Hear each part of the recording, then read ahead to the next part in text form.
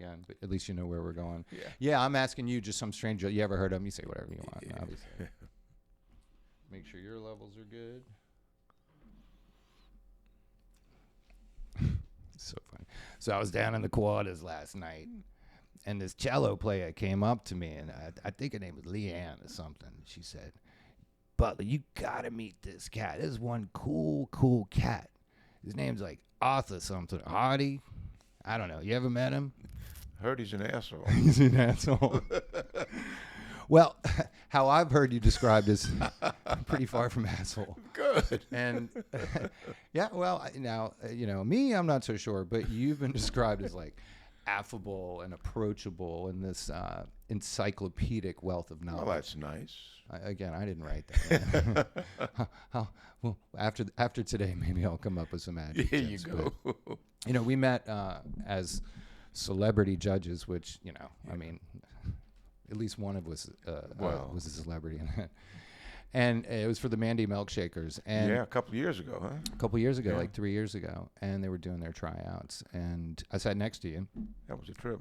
It was fun. Yeah, it was. I didn't know they were going to give us microphones, and we were supposed to be funny. Yeah, no one told me anything. No one told me either.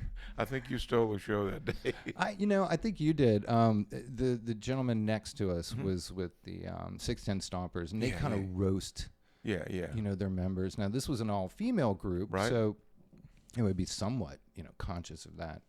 But there was one thing, I'll never forget this. He said, because, you're trying to get to know people other than their routine, right? You might ask like Star Trek or Star Wars and just kind of see what they say. And but the guy next to me was like, his question to the girl was, if you were to draw a bath for Arthur Hardy, would you make it like hot, lukewarm, or cold or something like that? I literally, like, my face just on the table. Well, we were not the highlights of that day. It was those women. And what a perfect example of how Mardi Gras has grown and improved. 10, 15 years ago, middle-aged women that might be a little bit overweight didn't have a chance in the world of participating in Mardi Gras unless they paid dues and rode on a float. Which their options were very limited. It was very just much so. Iris, and, Yeah, but now it's open to so many different. And why can't big girls have fun? I mean, it's just a great group, and the competition, people who wanted to be a part of this. I was blown away at it. It was a fun afternoon. I was blown away too. Also, I was after the second year, and I watched all the interviews, and then I was curious to see who won. And, it was cool. And then one thing, so I'm involved with Crew Boo, as you know, and during Mardi Gras, you have there's like 120 something parades and 60 of these newer marching groups. Maybe more. More. And it's cool that for how during Mardi Gras they're spread out so much, and they're doing this like every day. Whereas with Halloween, there's only us, right? Sure. So I've had all these interactions. We just had it last weekend about where we have competitions up at Spanish Plaza, and so I've gotten to know these groups, specifically Mandy Milkshakers that we were talking about. It's really incredible. They do not go by looks. It's really about like civic duty. And they want to do this. It's not like, oh, I've got to go parade tonight. Shit, it's like I can't wait to get dressed and go. Hop on the bus. They've got their own bus. Yeah, they have a huge red bus. It's like it is a business of sorts, but I always hesitate to use the terms business and Mardi Gras in the same sentence, but it is a business. You have to run it like one in order to be able to do the things you want to do. It takes time, organization, money, leadership. It takes a little bit of money. But when you just see it on the street, it's just pure joy. And I think it's one of the best innovations in Carnival since I've been covering it. Is these new groups, these new alternative preseason parades. Mostly female. Yeah, but got parades like Chewbacca's. I mean, it's just wonderful. The quantity and quality and artistry that they bring, and they're not in competition with the traditional crews. They complement them in my mind. Completely. And most of them don't have floats, right? No, they don't. And they can get they pretty don't need wild. them. It's like Mardi Gras at its most organic. Yeah. This is how it started, before we had floats and parades.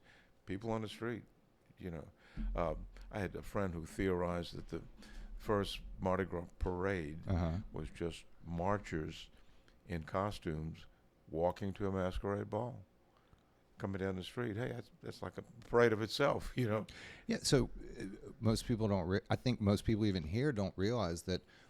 You would know the answer most likely, but I would say most crews or don't have parades.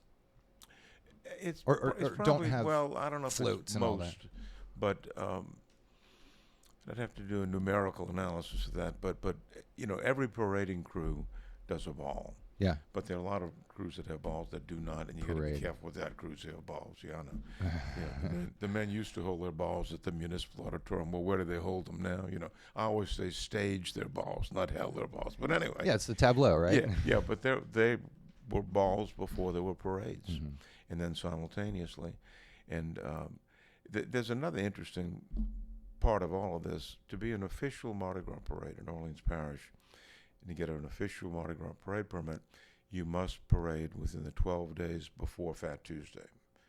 Anything else is a preseason parade and is not controlled by the Mardi Gras ordinance, which has some very strict rules. That's why the Crew de Vue can get away with some of the Because it's before the naughty 12 stuff, days. because it's not an official Mardi Gras parade. So they just need a permit to parade. Yeah, they do. Yeah. And the bad news about that is they have to pay for police protection, whereas the city underwrites the real parades. So yeah. Well, we're aware of that with Halloween because we don't fall under that. Exactly. So it gives the city opportunity, and I'm not speaking specifically of Caribou, just what I know, to say, well, your sanitation rates just went up. You know? So with police, my understanding is during Mardi Gras, the police have to work. Yes. Right. Whereas 12 days before, it sounds like, or Caribou, or anything that's outside of that, you have to hire and overtime and all that. Correct.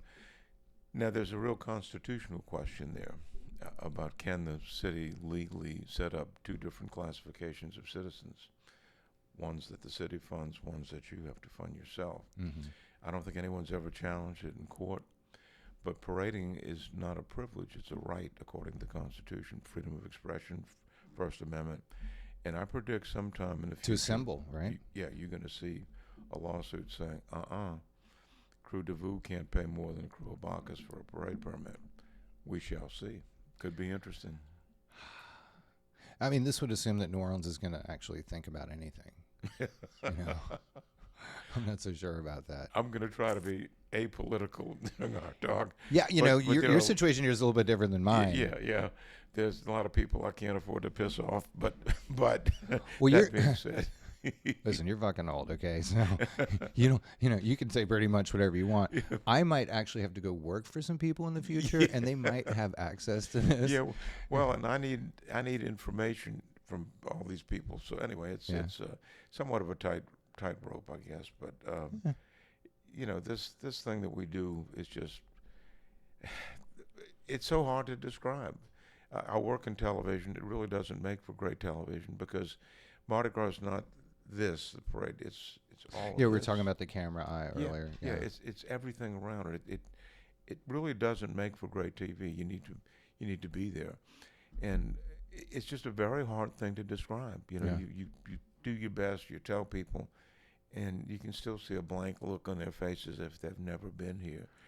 And once they come, I mean, you can always spot tourists at a Mardi Gras parade in the first three floors. Oh, look, by the fifth floor, they're beating the shit out of people with umbrellas. Oh, yeah, trying to get beads out of liquids of dubious origin.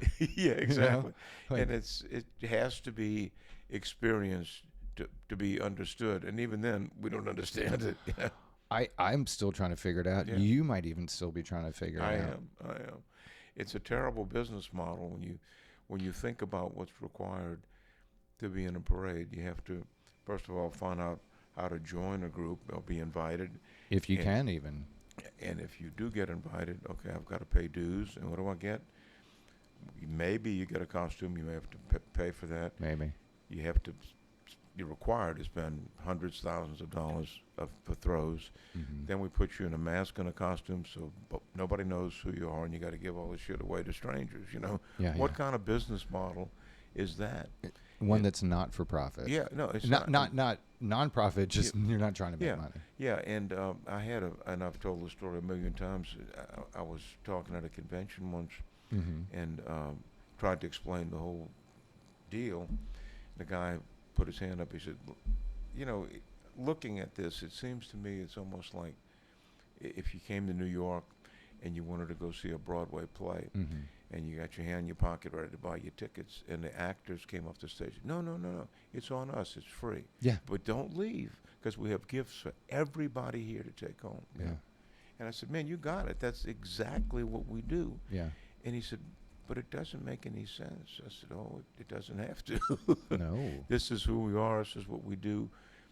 It's the definition of culture. Yeah, we enjoy having fun and spreading joy. Yeah. And that's what it is. In its clearest, simplest form, that's what it is, spreading joy. Yeah.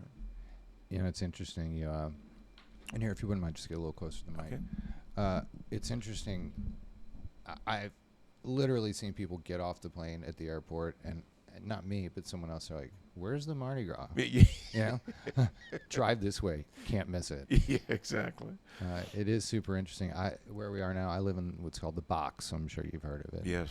And I don't think most people realize the extent. Okay, so there's the cruise, right? Not a good business model.